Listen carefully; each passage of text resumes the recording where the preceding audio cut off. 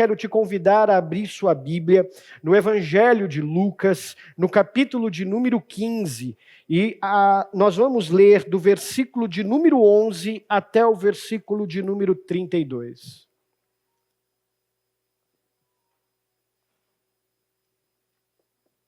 Lucas, capítulo de número 15, versículo de número 11 até o versículo de número 32. Diz assim o texto, eu vou ler, você acompanha comigo, por favor. Jesus continuou: um homem tinha 2 filhos. O mais novo disse ao seu pai: Pai, quero a minha parte da herança. Assim, ele repartiu sua propriedade entre eles.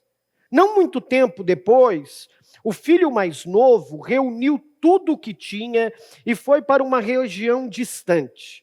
E lá ele desperdiçou os seus bens vivendo irresponsavelmente. Depois de ter gastado tudo, houve uma grande fome em toda aquela região e ele começou a passar necessidade. Por isso, foi empregar-se com um dos cidadãos daquela região, que o mandou para o seu campo a fim de cuidar de porcos. Ele desejava encher o estômago com as vagens de alfarrobeira que os porcos comiam, mas ninguém lhe dava nada. Caindo em si, ele disse: Quantos empregados de meu pai têm comida de sobra? E eu aqui estou morrendo de fome. Eu me porei a caminho e voltarei para meu pai e lhe direi: Pai, pequei contra o céu e contra ti. Não sou mais digno de ser chamado teu filho. Trate-me como um dos teus empregados. A seguir, levantou-se e foi para o seu pai. Estando ainda longe, seu pai o viu e, cheio de compaixão, correu para seu filho e o abraçou e o beijou. O filho então disse: Pai, pequei contra o céu e contra ti, não sou mais digno de ser chamado teu filho. Mas o pai disse aos seus servos: Depressa, tragam a melhor roupa e vistam nele. Coloquem um anel em seu dedo e calçados em seus pés. Tragam o novilho gordo e matem-no. Vamos fazer uma festa e alegrar-nos, pois este meu filho estava morto e voltou à vida. Estava perdido e foi achado. E começaram então a festejar o seu regresso. Enquanto isso, o filho mais velho estava no campo. Quando se aproximou da casa, ouviu a música e a dança. Então chamou um dos servos e perguntou-lhe o que estava acontecendo. Este lhe respondeu: Seu irmão voltou. Seu pai matou o novilho gordo, porque o recebeu de volta são e salvo. O filho mais velho encheu-se de ira e não quis entrar. Então seu pai saiu e insistiu com ele. Mas ele respondeu ao seu pai: Olha, todos esses anos eu tenho trabalhado como um escravo a teu serviço e nunca desobedeci às tuas ordens. Mas tu nunca me deste nenhum cabrito para eu festejar com os meus amigos. Mas quando volta para casa esse teu filho que esbanjou os teus bens com as prostitutas, matas um novilho gordo para ele. Disse o pai: Meu filho, você está sempre comigo e tudo que eu tenho é seu. Mas nós tínhamos que celebrar a volta deste seu irmão e alegrar-nos, porque ele estava morto e voltou à vida, estava perdido e foi achado. E esta é a palavra de Deus. Curve sua cabeça, eu quero orar com você. Deus bendito, obrigado por hoje. Obrigado pela oportunidade de estar reunido com meus irmãos. Obrigado por aquilo que já ouvimos. Obrigado por tua palavra inspirada, autoritativa, que vem até nós e é lâmpada para os nossos pés em dias escuros. Minha oração é que o Senhor fale com a sua igreja e que o Senhor, por meio da tua palavra, nos mostre que a tua redenção não depende dos nossos esforços ou méritos, mas é graça, é favor imerecido, apesar de nós. É assim que te pedimos em teu nome. Amém. Graças a Deus. Bom, você já sabe o quanto eu gosto de assistir filmes. Já expliquei aqui para vocês que às vezes eu perco algumas madrugadas assistindo séries e quando eu percebo, o dia já amanheceu. Já também não é novidade para você o quanto eu gosto de Nárnia, quanto que eu gosto de C.S. Lewis. Nessa história de Nárnia, se você nunca leu o livro, se você nunca assistiu o filme, fica a dica para você assistir então nesse início de ano, aproveita as férias. Nessa história de Nárnia, existe um personagem chamado Edmundo, esse menino que você está vendo aí no filme. Esse jovem, ele tem irmãos, ele tem uma casa, ele tem pertencimento a essa família. Mas Edmundo tinha um vazio dentro do seu coração. Ele tinha aquilo que, quando nós não encontramos nas fontes desse mundo aquilo que vai nos saciar, como nós dissemos no domingo passado, acontece algo chamado insatisfação. A gente busca nas coisas satisfazer, mas quando elas não cumprem aquilo que prometem e a gente não encontra a satisfação que queremos nas coisas desse mundo, então nós ficamos insatisfeitos. E é por isso que a gente vive a vida, então, procurando outras e outras fontes, porque elas não cumprem e então gera em nós essa sensação de insatisfação. Edmundo era esse jovem com um coração insatisfeito. Ele queria algo a mais. E até que um dia ele encontra essa personagem que você está vendo, a feiticeira branca. Ela promete então dar a Edmundo aquilo que ele estava procurando. Ela promete dar status, ela promete dar poder. Ela promete dar a ele prazer. Então, ela pergunta para ele o que ele quer. E aí, você deve estar vendo esse docinho rosa debaixo do seu queixo. Ela promete a ele que daria a ele esse doce, chamado um manjar turco, porque esse jovem pede isso para ela. Ele queria se deliciar com esse manjar, com esse doce. E então Edmundo prova, ele come, ele se delicia e ele percebe que aquilo é delicioso, aquilo é irresistível. Mas tem um problema. Quanto mais ele come, mais ele tem vontade de comer. Ele nunca se satisfaz, ele sempre está insatisfeito. E a feiticeira percebe isso. E quando ela percebe isso, ela promete mais. Ela promete que ele teria todo aquele reino junto com ela para reinar. Promete honra para ele, promete uma vida melhor do que a que ele tinha com a sua família, com os seus irmãos. E Edmundo acredita nela. Ele acredita na promessa que aquela feiticeira fez. E então, para que isso acontecesse, ele precisava atrair os seus irmãos. Ele precisava atraí-los para aonde aquela feiticeira estava e trair a confiança deles. E ele faz isso. Ele traz seus irmãos, ele se afasta da sua família para conseguir aquilo que ele queria, porque ele era um coração insatisfeito. E quando ele faz isso, ele percebe que havia ali uma grande cilada.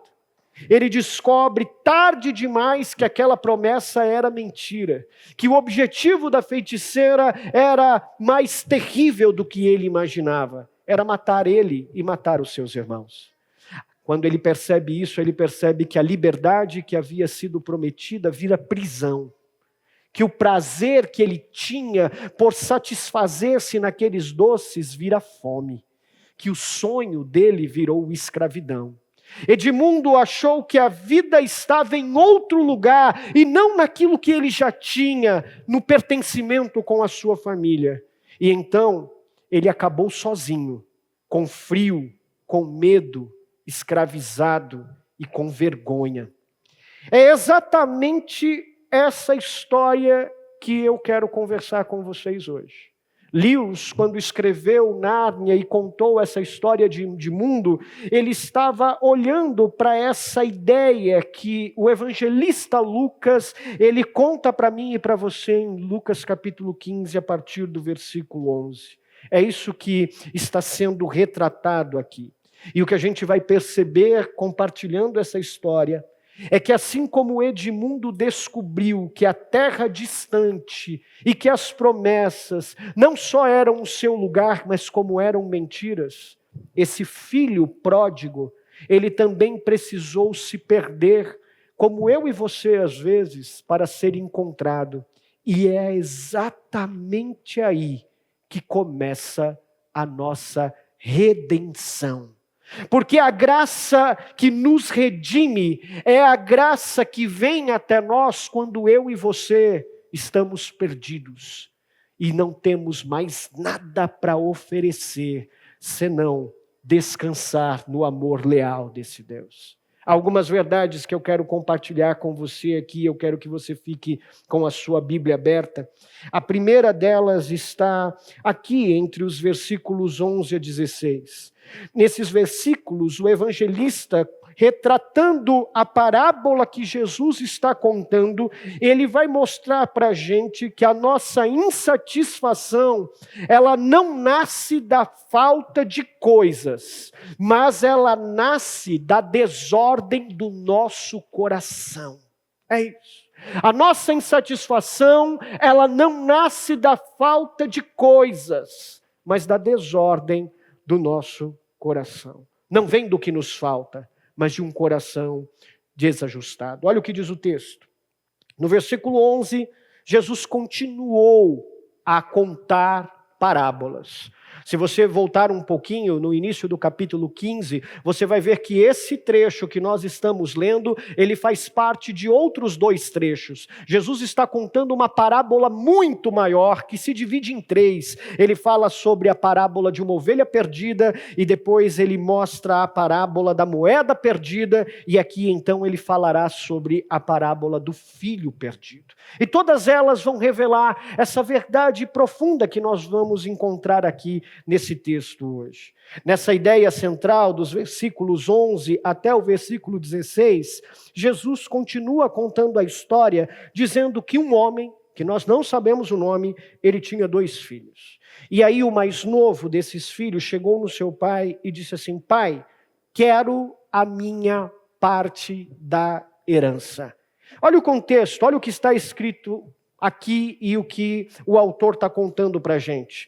Esse pai tinha posses, ele era um homem rico, ele tinha 2 filhos, mas um desses filhos, o mais novo, o autor conta para a gente que ele não era satisfeito. Ele tinha tudo, ele tinha família, ele tinha um outro irmão que era o mais velho, ele tinha um pai, ele tinha casa, ele tinha dinheiro, ele tinha todos os recursos, ele tinha tudo o que ele precisava.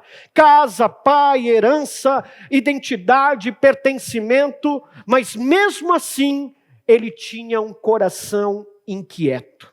Ele estava insatisfeito. Ele olhava para todas aquelas coisas que ele tinha e ele diz o seguinte: isso não me basta. O mais novo disse ao seu pai: quero a minha parte da herança. Tudo que eu tenho aqui, tudo que eu desfruto com você, não é suficiente para mim. Isso não basta para mim. A verdade, meu irmão, é que quando ele levanta os olhos pelos muros e começa a enxergar para além daquilo que ele tinha para dentro dos muros, ele percebe com o seu coração inclinado pelas coisas que lá fora ele poderia encontrar coisas melhores do que ele tinha com o seu pai. A insatisfação é isso. A insatisfação é essa ideia tola de que do lado de fora do muro existe felicidade que nós não temos dentro dos muros. Isso aconteceu desde o Éden.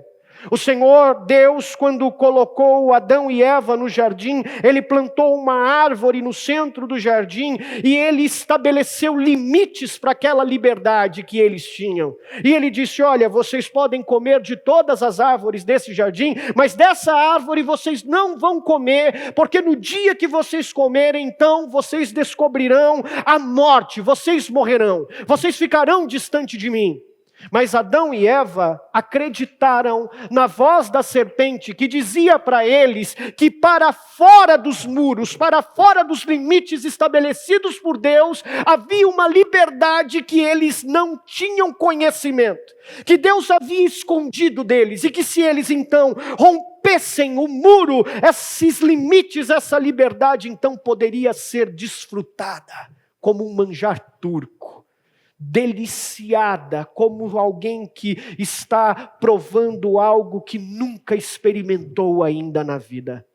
Essa ideia tola de que Deus está nos privando de alguma coisa que nós merecemos e por isso precisamos conquistar, ir atrás e fazer, romper com os limites, viver intensamente, carpendier, ir até onde a gente conseguir para viver intensamente tudo aquilo que a gente quer viver.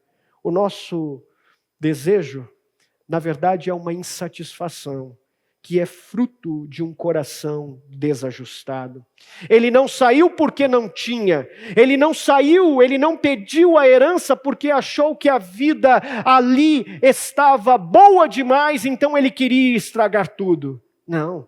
Ele achou que aquilo não era suficiente para ele. E aqui, quando Jesus está contando essa parábola, ele mostra algo profundo para mim e para você. A satisfação, então, não é resultado do que possuímos. Eu não sou alguém que está satisfeito com as coisas porque eu tenho as coisas, e insatisfeito quando as coisas que eu quero eu não tenho. Não tem nada a ver sobre possuir, não tem nada a ver sobre ter, nem do que sabemos, mas daquilo que governa o nosso coração. Esse jovem tinha tudo e ainda assim ele era insatisfeito. E talvez você seja assim. Talvez você tenha tudo. Você tem sua esposa, você tem seus filhos, você tem uma casa, talvez ela não seja sua, você paga aluguel, mas ela está ali te acolhendo, dando um teto para você. Você está todos os dias ali com a sua família, sentando à mesa para comer, tomar café, almoçar, jantar. Você coloca os seus filhos para dormir, mas quando você encosta a sua cabeça no travesseiro, o que você encontra não é satisfação pelas coisas que você tem, é insatisfação. Porque não é sobre ter, não é isso que traz satisfação ao nosso coração. Essa realidade vai ficar mais profunda quando eu e você percebemos que a nossa insatisfação não nasce da falta de coisas, mas da desordem do nosso coração. Deixa eu trazer isso mais claro para você. Santo Agostinho, quando escreveu suas confissões, logo no começo, ele tem uma frase muito célebre, quero que você veja comigo. Ele disse assim: criaste-nos para ti, e o nosso coração não tem sossego, ou está inquieto, enquanto ele não repousa em ti. O que Santo Agostinho está fazendo aqui é mostrar 3 grandes verdades fundamentais para mim e para você. A primeira é que nós fomos criados por Deus. Criaste-nos para ti. É isso que Santo Agostinho, foi ele que nos criou. E ele nos criou, é uma segunda verdade, para um propósito, para o cumprimento de uma missão. É viver para ele. Criaste-nos para ti. E o nosso coração está inquieto enquanto ele não repousa em ti. Nós fomos criados por Deus para os seus propósitos. Nós não pertencemos a nós mesmos. Nós somos obras das suas mãos para o louvor da sua glória. É isso que Agostinho está dizendo. Mas perceba que nessa frase de Agostinho, ele revela uma tensão que existe entre o Deus que cria e o propósito da criação. E essa tensão está no coração. É isso que Agostinho está dizendo. Essa tensão entre a criação e o cumprimento está concentrada no epicentro da nossa vida, no coração. E na linguagem bíblica, o coração é mais do que sentimento. O coração é mais do que o amor que a gente sente pelos nossos cônjuges, pelo nosso filho, pelos nossos amigos. O coração, segundo a palavra de Deus, ele é o centro da nossa vida. Provérbios, capítulo 4, versículo 23, Salomão vai dizer algo para a gente assim: sobre tudo o que se deve guardar, guarda o teu coração. E por que Salomão está dizendo isso? Ele explica: porque dele, do seu coração, procedem as fontes da vida. É dali, é desse lugar central da vida humana que procede todos os nossos desejos, todos os nossos anseios, toda a nossa sede. É ali que os nossos amores florescem, as nossas vontades surgem. E são esses amores, irmãos, que nos movem. A gente não é movido pelo que tem. Não, a gente é movido por esses desejos, por esses sentimentos, por essas vontades que vão guiando a nossa vida até chegar nesses propósitos que nós queremos. Nesse mesmo livro, Confissões, Agostinho retrata isso também. Ele diz o seguinte: para onde sou levado, é o meu amor que me leva. Olha que interessante. Agostinho está dizendo que existe uma tensão que nos impede de viver esse propósito. Fomos criados para o louvor da sua glória. Nosso coração é inquieto, ele não está descansando. E ele vai explicar por que ele é inquieto. Porque nós somos guiados, nós somos levados para onde o nosso amor nos leva. Nós somos guiados e somos levados como uma bússola, como um GPS, um Waze do coração, por essas vontades, por esses desejos. Olha o que está escrito no versículo de número 13. É isso que vai guiar o filho. O seu coração inquieto, que não encontra satisfação no que tem, porque não é sobre isso, não é sobre a ideia de acharmos que a nossa insatisfação nasce da falta de coisas, mas da desordem do nosso coração. Agora ele vai ser guiado por esse coração desajustado. No versículo 13, Jesus diz assim: não muito tempo depois de o pai ter repartido a herança, olha o que acontece. O filho mais jovem reuniu tudo aquilo que ele tinha e ele foi para uma região distante e lá desperdiçou os seus bens vivendo irresponsavelmente. Não era só ter, vai que o meu irmão vai ficar com a parte maior. Você talvez não saiba disso, mas quando um pai falecia, sua herança era dividida de uma forma diferente da que a gente está acostumada hoje. O filho mais velho ficava com a maior parte, com 2/3 da herança, porque ele era o responsável de agora assumir os cuidados da família. Isso significa que o mais jovem ficava só com 1/3. Então, quando a gente olha para esse texto, a impressão que a gente tem é que esse filho mais jovem queria se antecipar e ele queria, em alguma medida, não permitir que a sua herança demorasse tanto para ser recebida só quando o seu pai morresse, ou que ele não queria dividir por igual da forma como era dividida com o seu irmão.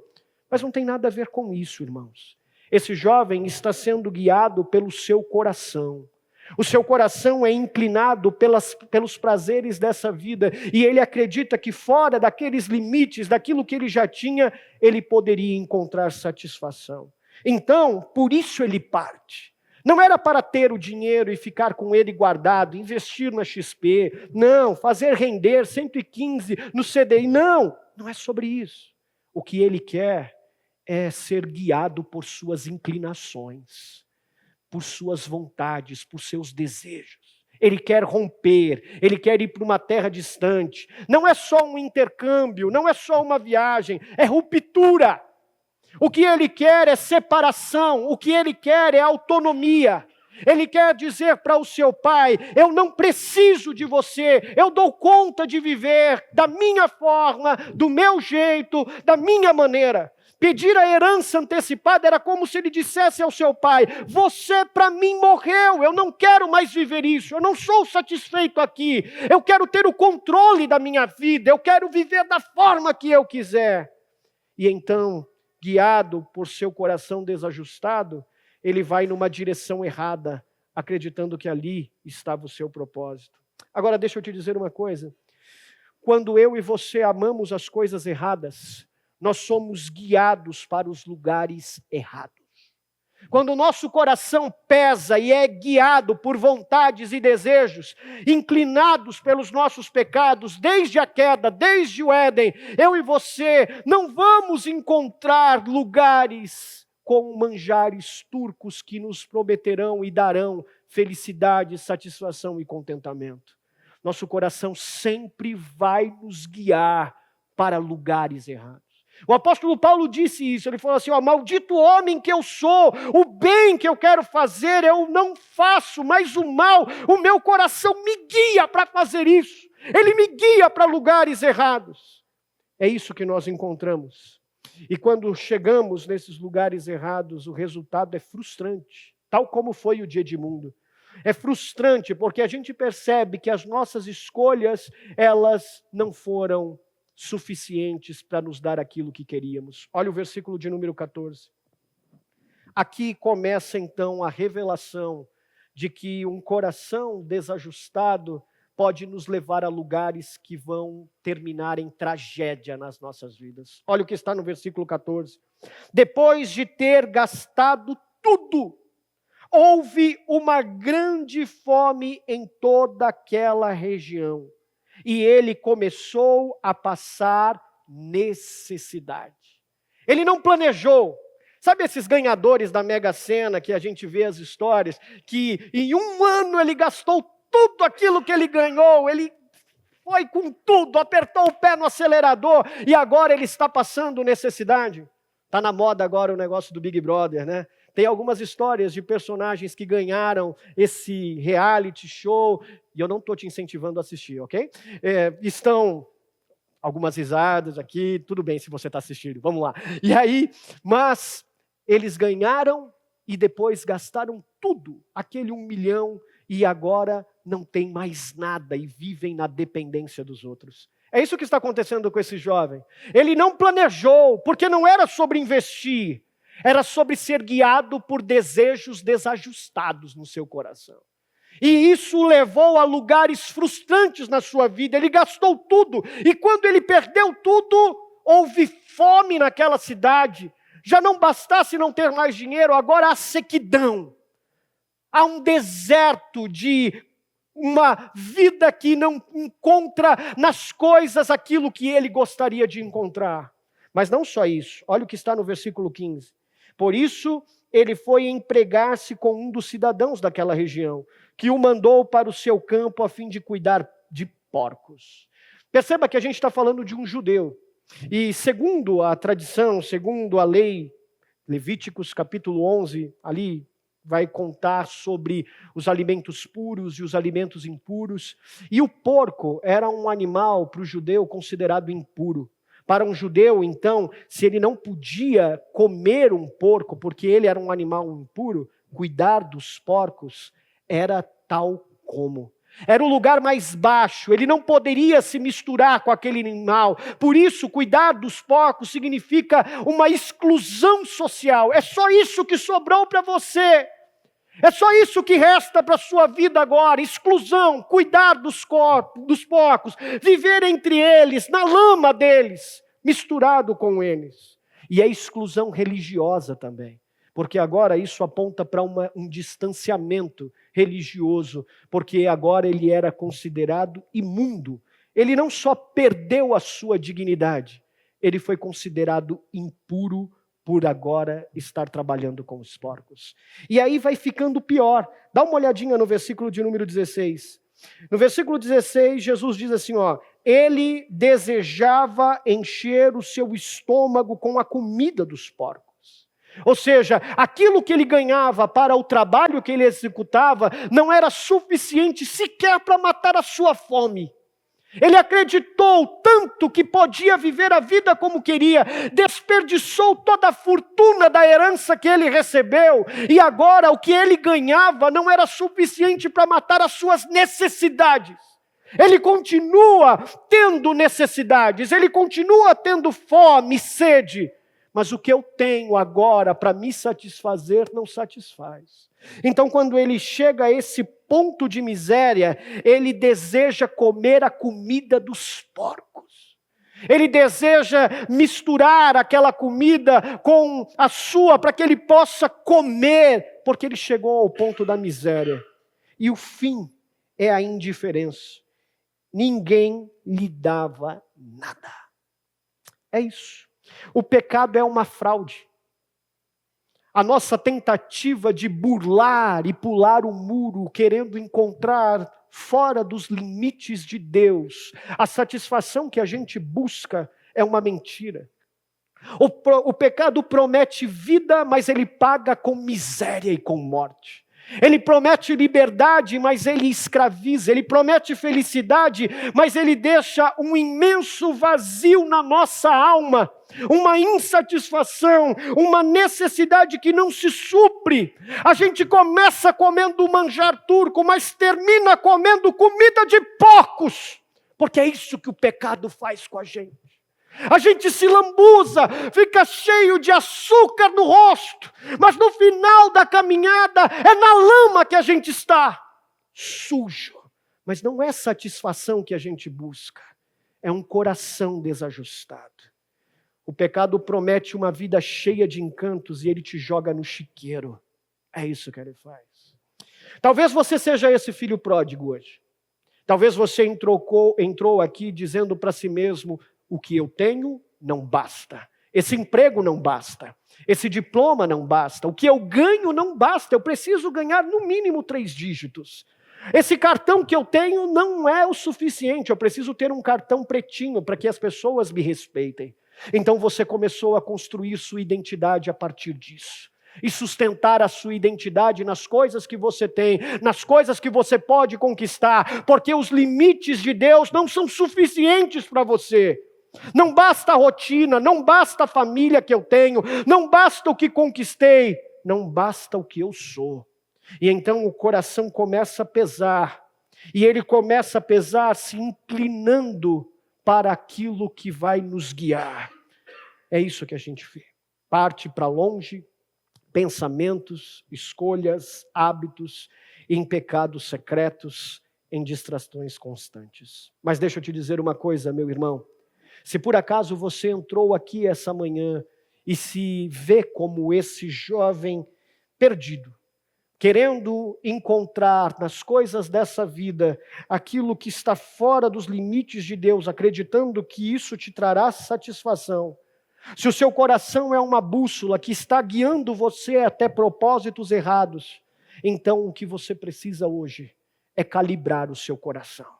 Porque você já entendeu que não é sobre o que você tem que vai lhe trazer satisfação. Porque não importa o ter, não importa o que você tem, não é sobre isso. É sobre um coração desajustado. E você precisa calibrar o seu coração, ajustando ele para ele guiar a bússola, não para os lugares errados que vão te levar aos chiqueiros, mas você precisa guiar o seu coração, como Agostinho disse: criaste-nos para ti, e esse coração está inquieto enquanto ele não repousar em ti, Senhor. É no Senhor que eu tenho que descansar, não importa o que eu tenho, não importa para onde eu vá, não importa o que aconteça, Ele só encontra descanso quando a minha alma repousa para o propósito para o qual eu fui criado, viver para Ti. A minha alma, como disse Davi, tem sede, não são das coisas desse mundo, mas tem sede de Ti, Senhor. E assim como a corça clama por águas, ela clama pelo Senhor.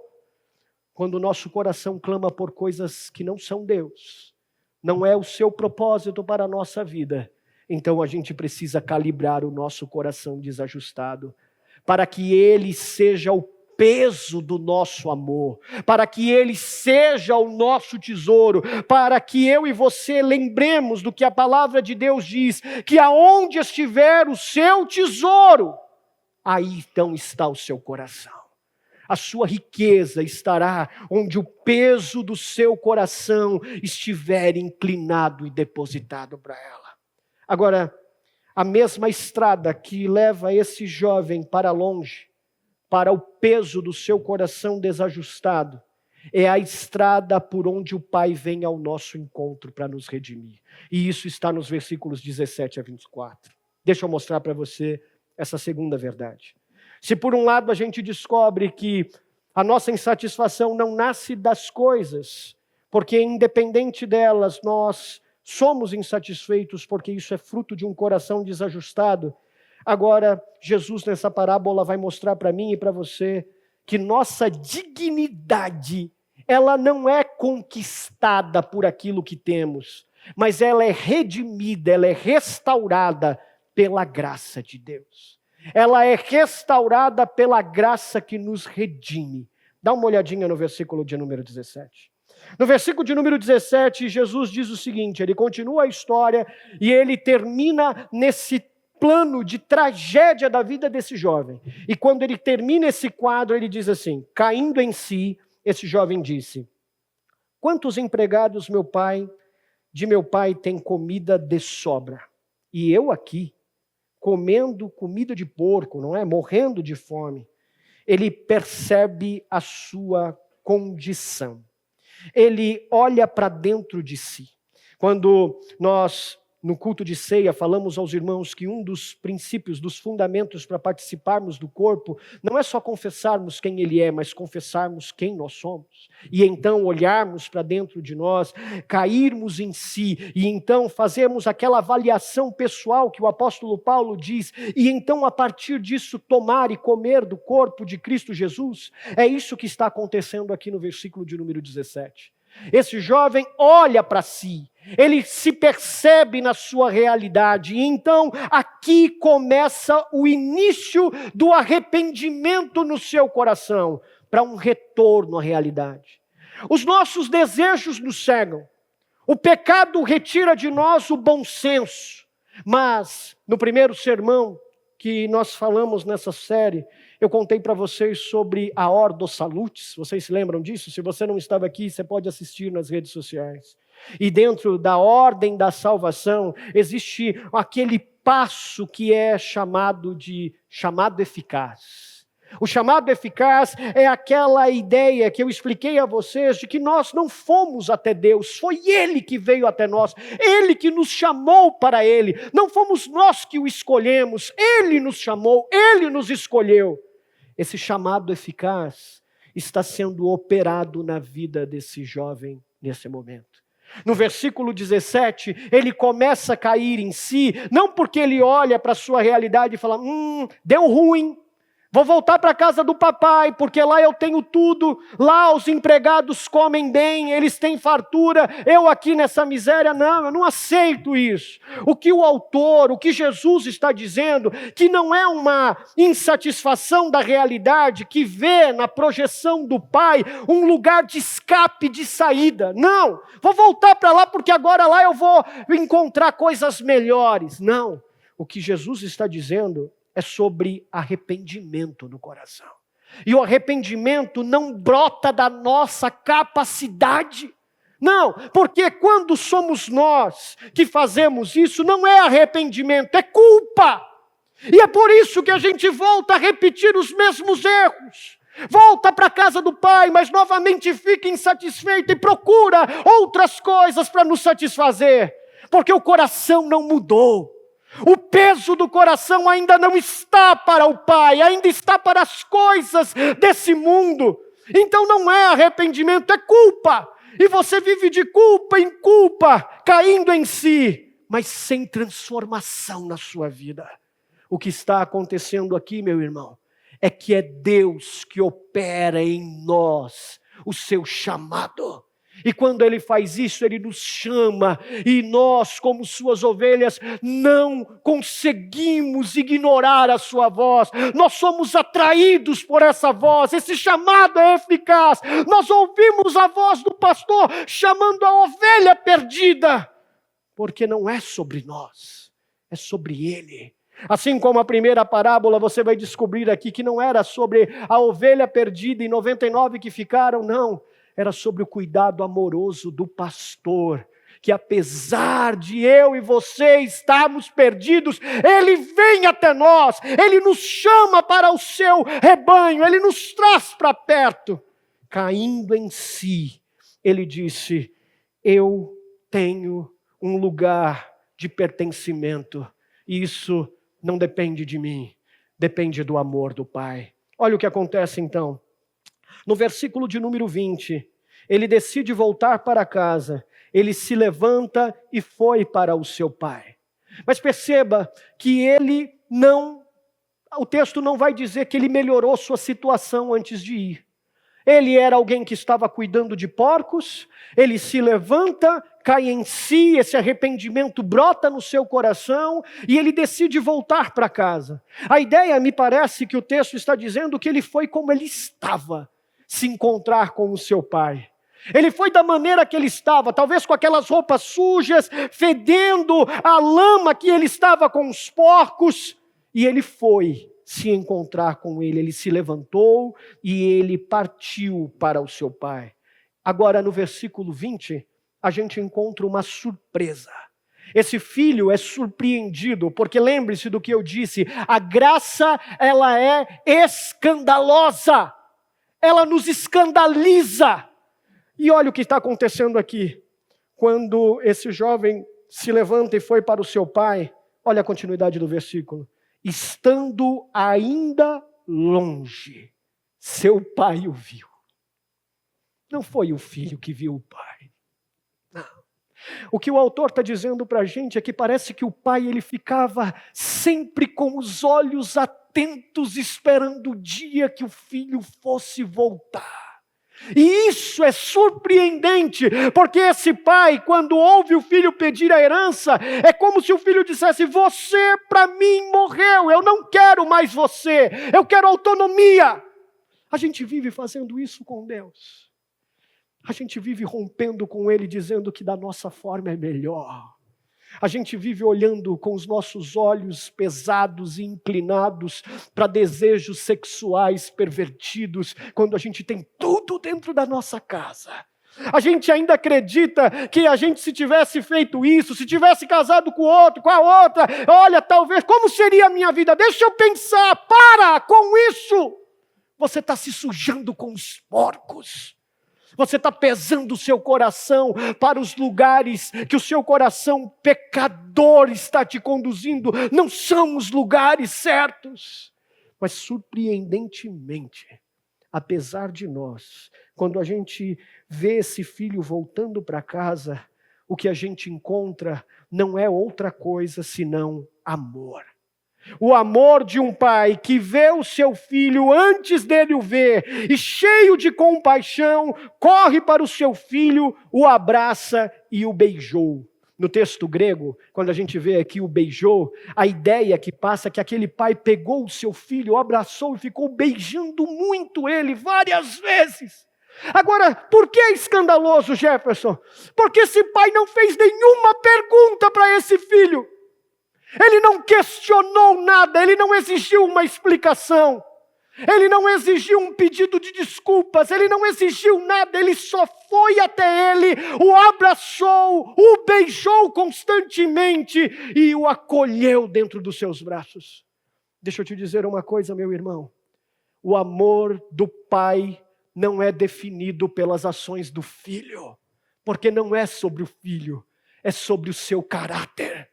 É sobre o seu amor leal, que independente de mim e de você, Ele vem até nós, Ele nos vê na nossa miséria, Ele sente de longe o cheiro da nossa podridão, mas Ele não se importa com isso. Ele corre. Para um homem, líder da sua família, correr em direção a alguém era uma situação vexatória.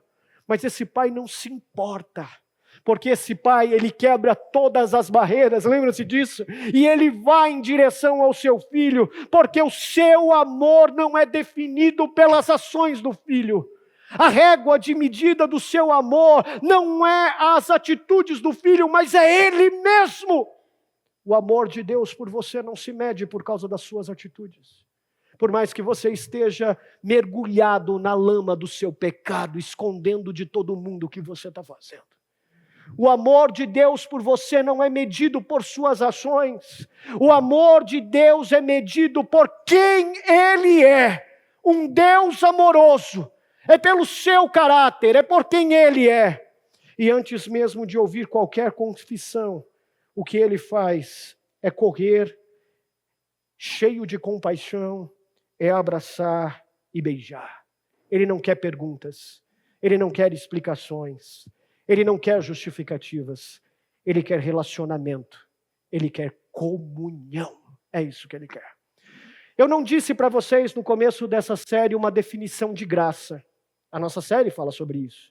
Mas eu não te dei uma definição de graça e isso foi intencional. A minha ideia era que nesses 2 sermões que nós falamos, você pudesse, entendendo sobre uma graça que nos encontra, que nos confronta, ter uma percepção então do que é graça. Mas agora eu quero te dar uma definição. A partir disso que nós chegamos até aqui, eu quero te mostrar que graça é a iniciativa soberana e amorosa de Deus em favor de pecadores. É Ele que vem até nós.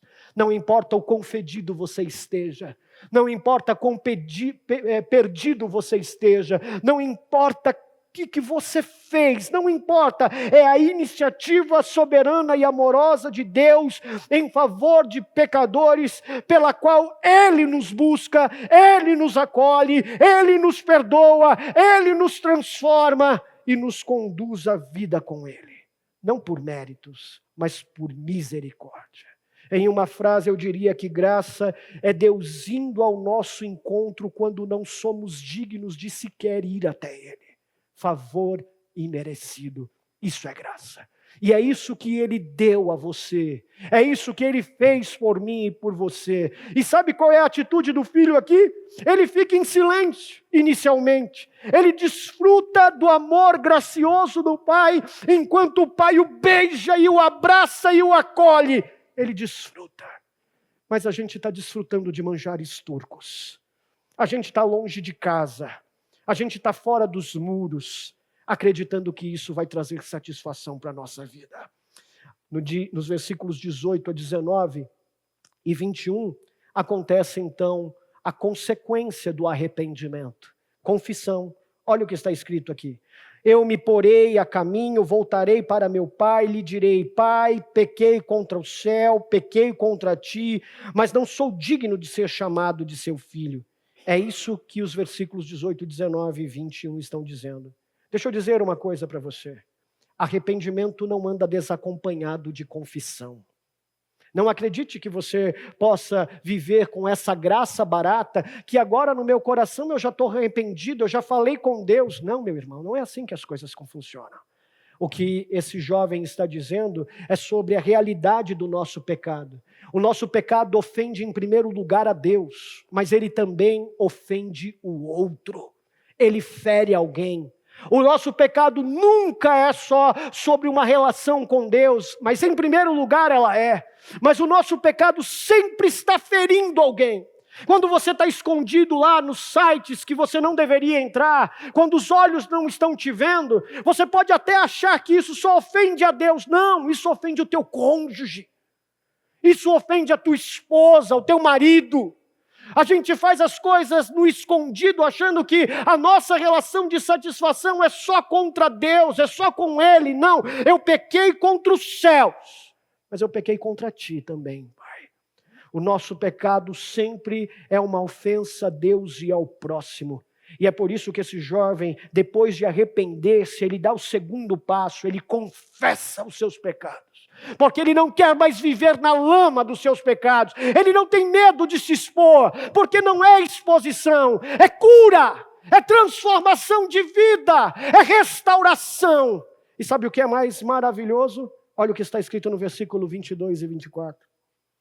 Mas o pai disse aos seus servos. Percebe que o pai ignora o que o filho está falando? Ele não fala com o filho? O filho está ali confessando os seus pecados e é como se ele dissesse assim, não quero ouvir, não diga mais nada.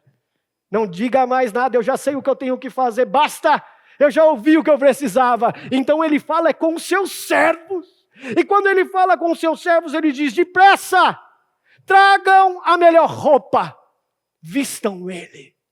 Tira essa roupa imunda que está aqui. Eu te dei um conceito de graça, deixa eu te dar um conceito de redenção.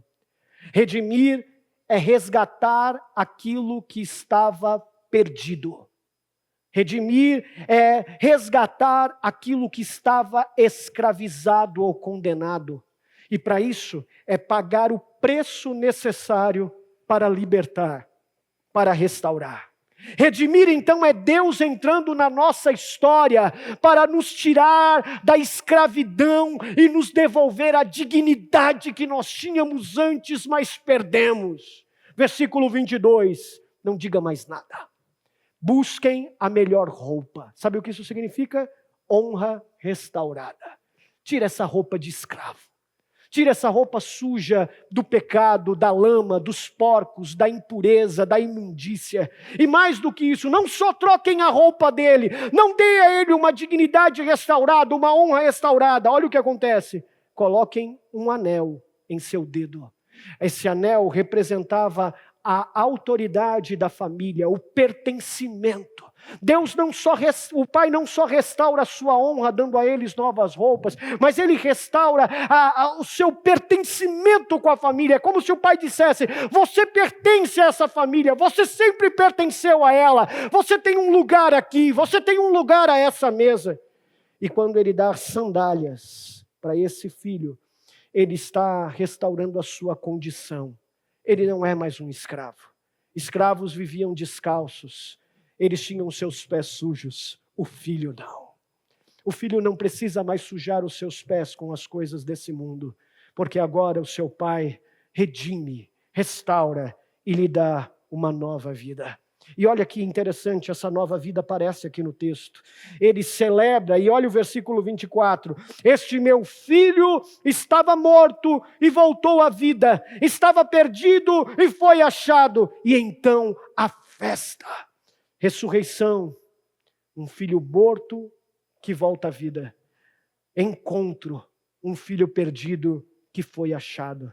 A graça não apenas nos perdoa, a graça redime a nossa condição caída, apesar de quem nós somos.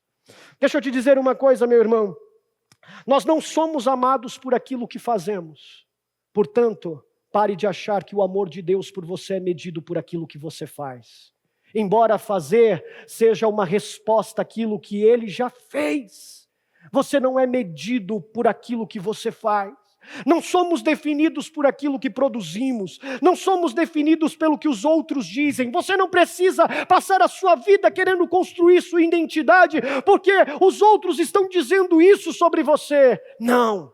Alguém pode dizer que você não passa de um escravo que cuida de porcos. Para o Pai, você sempre será o filho amado que Ele está esperando de volta. Ele sempre vai estar esperando pelo seu encontro. Criaste-nos para ti, e o nosso coração não tem sossego enquanto Ele não repousa nesse Deus gracioso, que apesar de nós, Ele nos redime de quem nós somos. Eu e você hoje somos chamados a voltar para casa e ouvir novamente, você é o meu filho amado. Você não precisa desfrutar da indiferença. Você tem uma casa, você tem um lugar. Agora, para nós encerrarmos, a graça que corre ao encontro do filho perdido é a mesma graça que agora também vai confrontar o coração de quem sempre esteve em casa, mas nunca aprendeu a viver como filho. Esse estava tão perdido como aquele que foi embora, mas não tinha uma visão sobre isso, porque o seu coração também estava desajustado. A terceira verdade que eu quero mostrar para você é que nossa maior tragédia não é sair da casa do Pai por mais que isso seja escandaloso, mas é morar na casa do Pai sem viver como filho a vida toda. Olha o que está escrito nos versículos de 25 até o versículo 32. Enquanto isso, o filho mais velho estava no campo. E aí ele vem chegando, se aproximando da casa, e ele ouviu uma música, uma dança. Ele falou, opa, o que está acontecendo aqui? Ele pergunta para o servo. E o servo disse, seu irmão voltou. Então seu pai matou o novilho gordo, porque recebeu ele de volta são e salvo. Celebremos. Mas olha o que acontece. O filho mais velho encheu-se de ira. Ele não tinha satisfação no retorno do irmão. O seu coração estava pesado para outro lugar, desajustado. E ele não quis entrar na festa, ele não quis celebrar. Então seu pai fica sabendo, ele sai, insiste com ele. Mas olha a resposta do filho. Olha, todos esses anos eu tenho trabalhado como um escravo ao teu serviço e nunca desobedeci tuas ordens. Percebe que ele não consegue se enxergar como filho? Ele se enxerga como um empregado.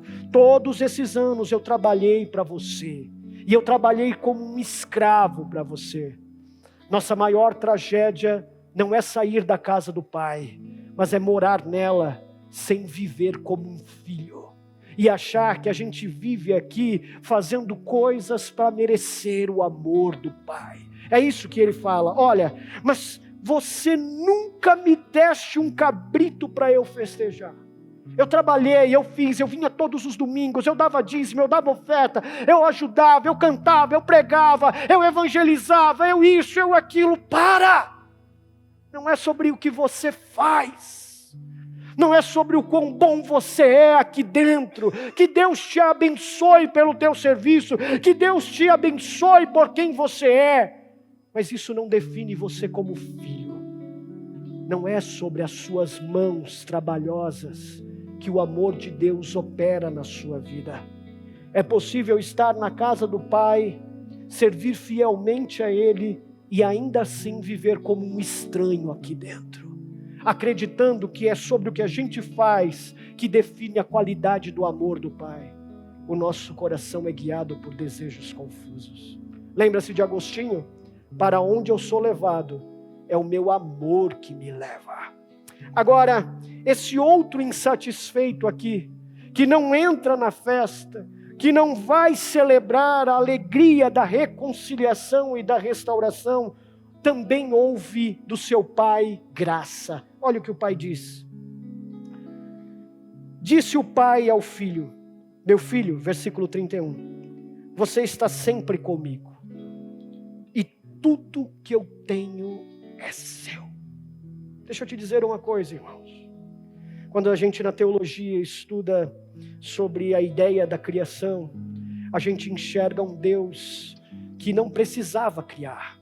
Ele era transcendente. Ele não depende da sua criação para ser quem ele é. Mas ainda assim ele decide criar, porque ele queria compartilhar de quem ele é com filhos amados. Tudo é teu. Você não precisa ir lá fora, mas também não precisa viver aqui dentro, acreditando que o quanto você faz define, a sua oferta define o seu reconhecimento, os seus percentuais definem aquilo que você merece aqui dentro. Não, porque você sempre foi meu. Tudo que eu tenho é seu.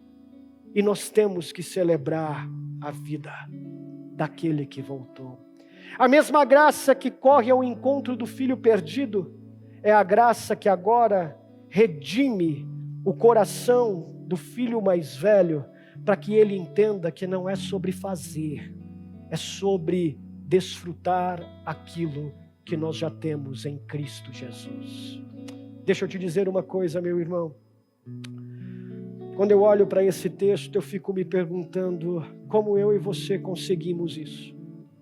Porque uns de nós somos esse filho que se perdeu, outros são um filho que está perdido aqui dentro. Olha que magnífico. Talvez você esteja se perguntando como você consegue encontrar essa redenção, sendo lá qual filho você é. Não depende da gente, depende do que o Pai já fez. versículo de número 23. Eu pulei ele propositalmente para te conduzir a essa conclusão agora.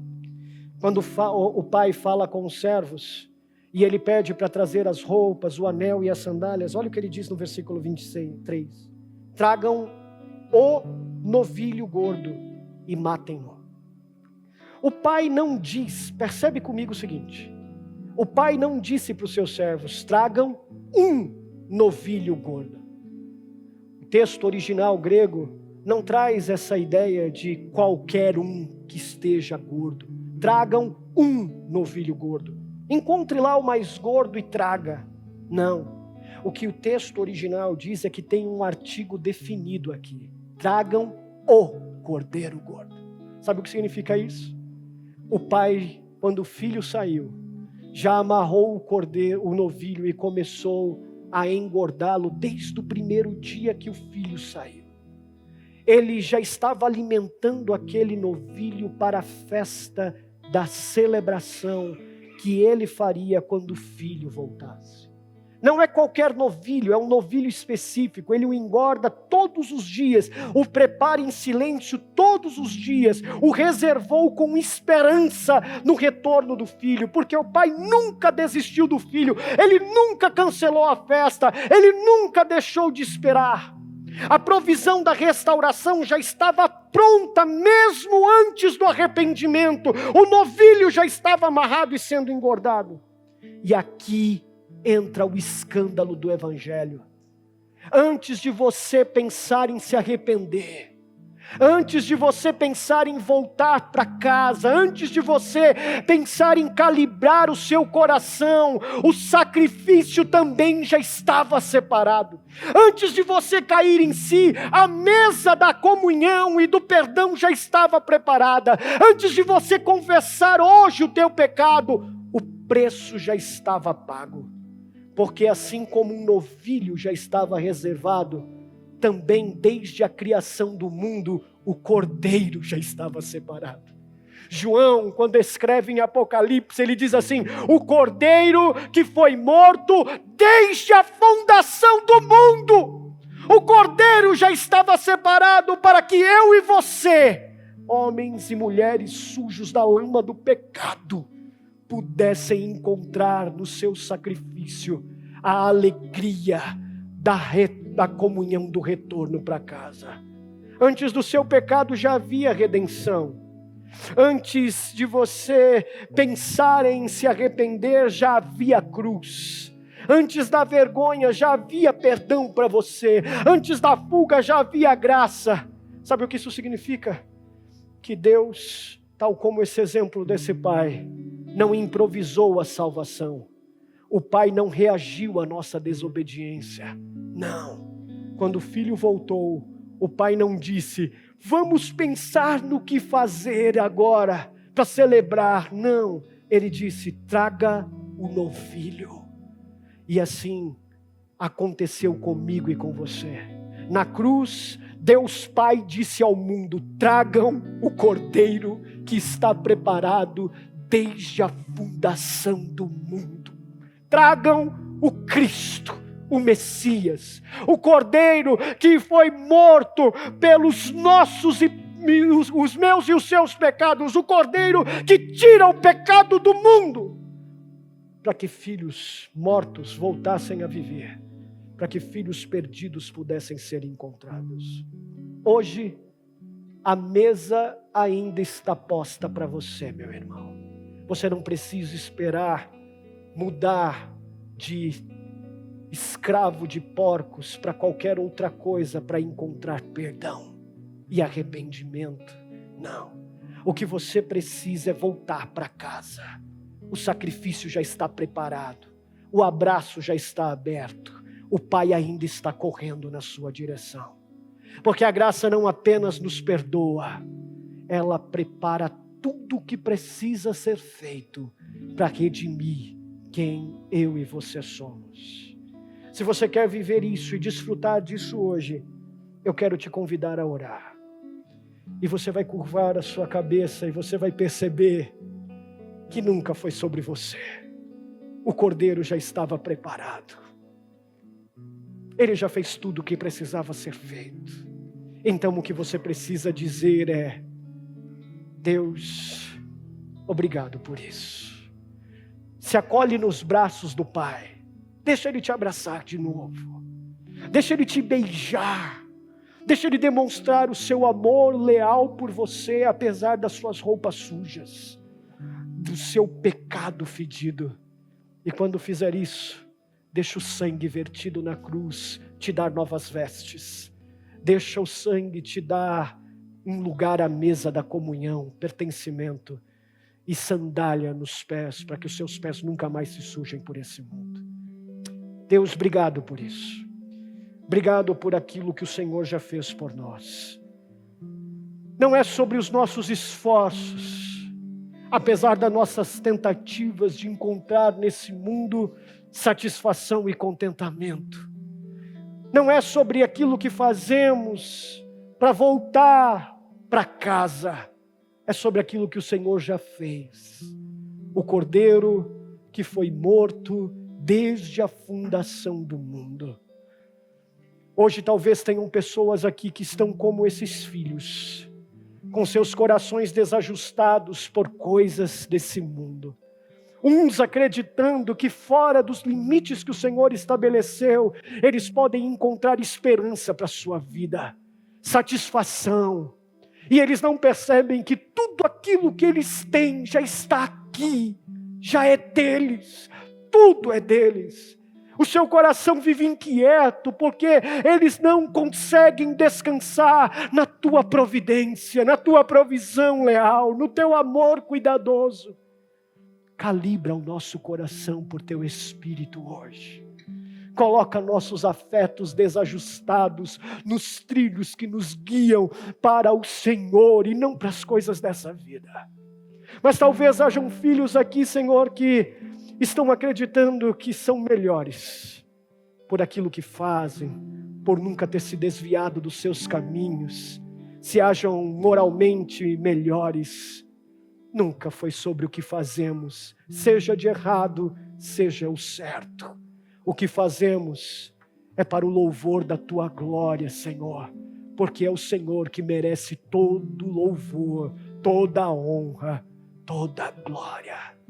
Calibra o nosso coração, e quando isso acontecer, que eu e meus irmãos possamos desfrutar dessa graça que não apenas nos encontra, mas nos confronta para redimir quem somos. É assim que eu oro, em nome do teu Filho Jesus. Amém.